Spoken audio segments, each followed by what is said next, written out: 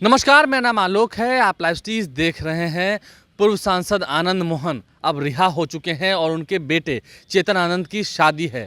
लेकिन चेतन आनंद की शादी देहरादून में होनी थी और काफ़ी भव्य तरीके से होनी थी। सिर्फ चुनिंदा मेहमानों को ही आमंत्रित किया गया था। लेकिन बड़ी खबर ये निकल के आ रही है, चेतन आनंद की शादी अब देहरादून में नहीं होगी। आनंद मोहन के घर शहनाई बजनी शुरू हो चुकी है, लेकिन शहनाइयाँ अब देहरादून में नहीं बजेंगी। शहनाई अब बजेगी जयपुर में। जी हाँ, देर रात ये फैसला लिया गया। पहले से भी ये बातें तय हो चुकी थी, क्योंकि जिस तरीके से चाहे वो मीडिया कर्मियों से घिरे रहे हों आनंद मोहन, क्योंकि उन्हें कई सारे सवालों का जवाब देना होता है। आनंद मोहन से हाल ही में हमने खास बातचीत भी की थी, जो आप वीडियो लाइव स्ट्रीम पर देख सकते हैं। जेल से रिहा होने के बाद आनंद मोहन ने क्या कुछ कहा था। लेकिन जब से उनकी रिहाई हुई है, उसके बाद वो मीडिया से बच रहे हैं और फिलहाल 3 मई को, यानी कि कल ही शादी होनी है। 24 अप्रैल को सगाई हुई थी राजधानी पटना में, जहां मुख्यमंत्री नीतीश कुमार हो या उप मुख्यमंत्री तेजस्वी यादव हो, सभी शिरकत करने पहुंचे थे। आयुषी सिंह से चेतन आनंद की शादी हो रही है। चेतन आनंद जो कि मौजूदा समय में आरजेडी के विधायक हैं और युवा हैं, एक अलग छवि है उनकी, एक अलग लोकप्रियता है। तो खास करके जब आनंद मोहन जेल से रिहा हुए हैं, ये समय खुशियों का है। तो चेतन आनंद से हमारी फ़ोन पर बातचीत भी हुई है। उन्होंने कहा कि सिर्फ परिवार के लोगों को ही बुलाया गया है और काफ़ी सादगी भरे समारोह का आयोजन किया गया है।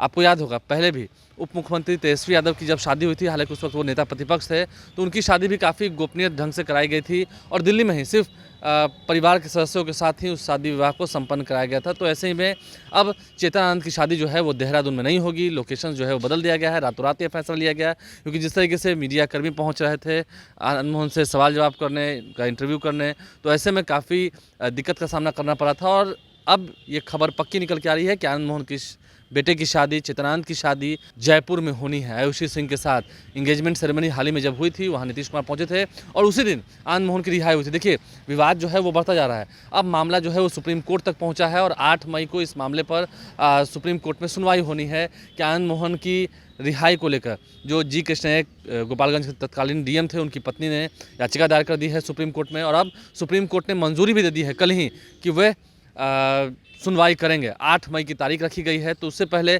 चेतन आनंद की शादी भी है। कल ही 3 मई को शहनाई बजनी है, उनकी शादी होनी है।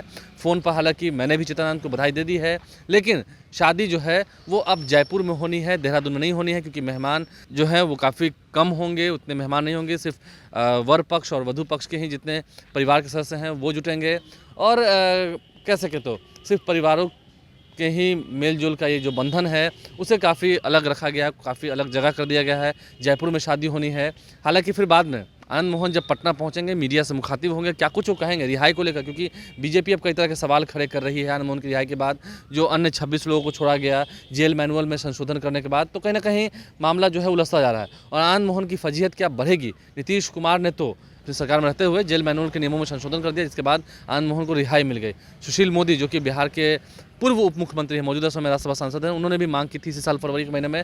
तो आनंद मोहन रिहा तो हो गए हैं, लेकिन देखना होगा अब आनंद मोहन की मुश्किलें क्या बढ़ेंगी, या फिर अब जब रिहाई हो गई है तो पूरी तरह रिलीफ मिल जाएगा उन्हें। और अगले साल लोकसभा के चुनाव भी होने हैं। तो ऐसे में आनंद मोहन पूरी तैयारी में हैं। चेतन आनंद की शादी है, खुशियों का समय है उनके परिवार के लिए। आनंद मोहन के निकलने की भी खुशी है, चेतन आनंद उनके बेटे की भी शादी है, उसकी भी खुशी है, लेकिन शादी जयपुर में होगी, ये बात तय हो चुकी है। हमारे चैनल को सब्सक्राइब कर लें, साथ साथ फेसबुक पेज भी लाइक करें। धन्यवाद।